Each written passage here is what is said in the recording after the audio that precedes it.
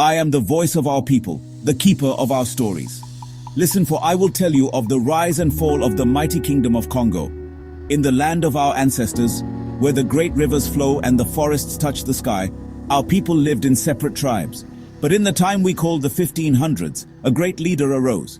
King Alfonso, wise and powerful, saw the strength in unity. With words of fire and deeds of valor, he brought the warring tribes together, forging a kingdom of unparalleled might. Our warriors, astride massive war elephants, paraded through newly built villages and cities, a display of our strength and unity. The ground trembled beneath the feet of our elephants, their tusks gleaming in the sun like spears of ivory. In the heart of our kingdom, great cities rose, walls of stone and wood, marketplaces bustling with life and commerce. Along the coast, we established trade with strange men from across the sea. We exchanged goods with these Europeans, our ivory and gold for their weapons and trinkets. The Kingdom of Congo was a proud and prosperous land, rich in culture and resources.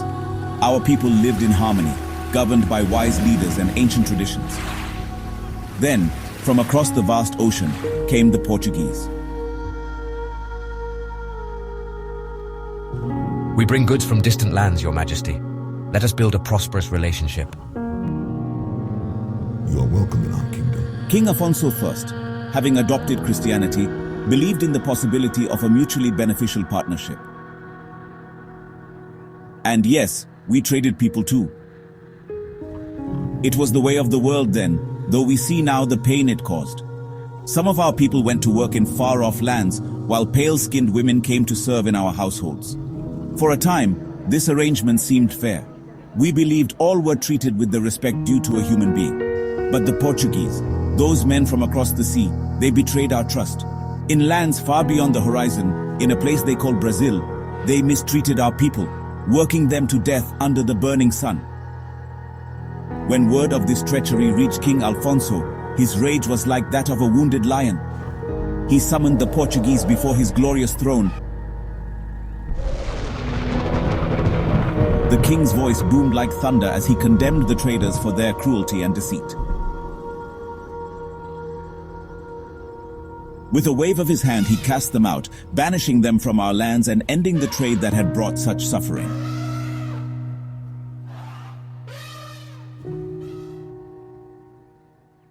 But some among us were not satisfied with the king's decision.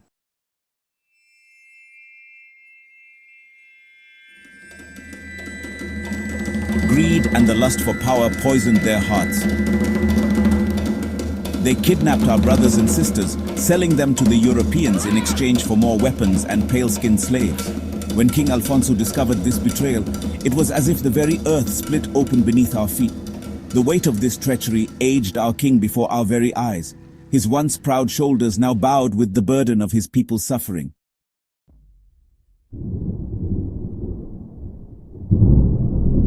How much for these men? We'll take them all. Come. Let us teach this king. His power no longer has any reach here. Tell the guards at the gates of the city that you purchased these men.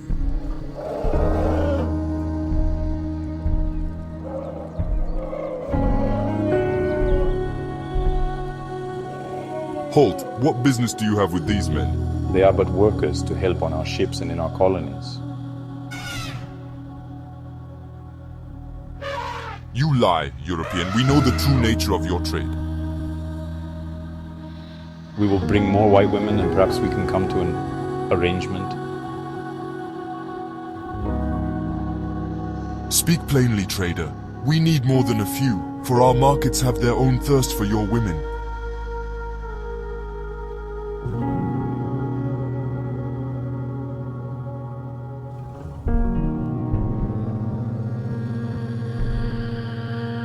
My king, they are taking our people. Even the nobles are not safe. We must act quickly to protect our kingdom. The very fabric of our society began to unravel as the slave trade tore families apart and disrupted our way of life. This cannot continue. I must appeal to the Portuguese king, João III. It is 1526 year of our Lord. Sir, your highness should know how our kingdom, is being lost in so many ways that it is convenient to provide for the necessary remedy. Since this is caused by the excessive freedom given by your agents and officials to the men and merchants who are allowed to come to this kingdom, to set up shops with goods and many things which have been prohibited by us, and which they spread through our kingdoms and domains in such an abundance that many of our vassals, whom we had in obedience, do not comply because they have the things in greater abundance than we ourselves. And it was with these things that we had them content and subjected under our vassalage and jurisdiction. So it is doing a great harm not only to the service of God, but the security and peace of our kingdoms and state as well.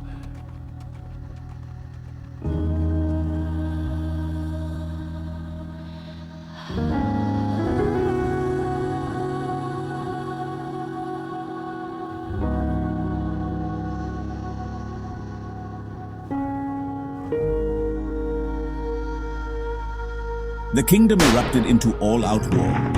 Brother fought against brother, tribe against tribe.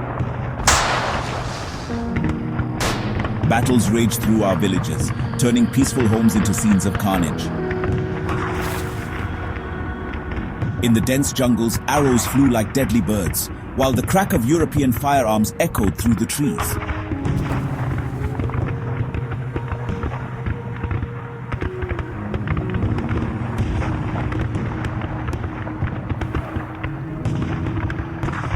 But it was on land that the most fearsome battles took place, where our mighty war elephants met the Europeans' cannons. Imagine the sight, great beasts, armor gleaming, charging across the battlefield with Congolese warriors upon their backs. Yet even these magnificent creatures could not stand against the thunder and fire of the Europeans' weapons.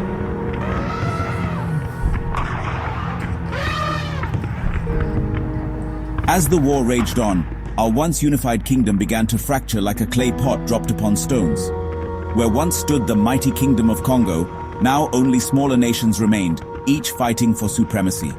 The dream of unity that King Alfonso had fought so hard to achieve crumbled like sand between our fingers.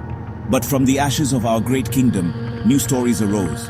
New kingdoms, new heroes, new legends.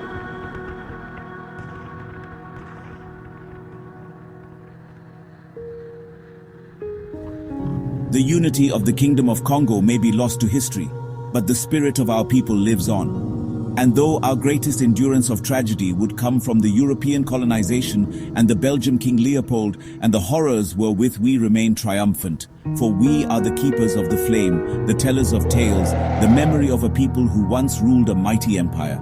Our stories are our strength, our legacy, and our guide to the future.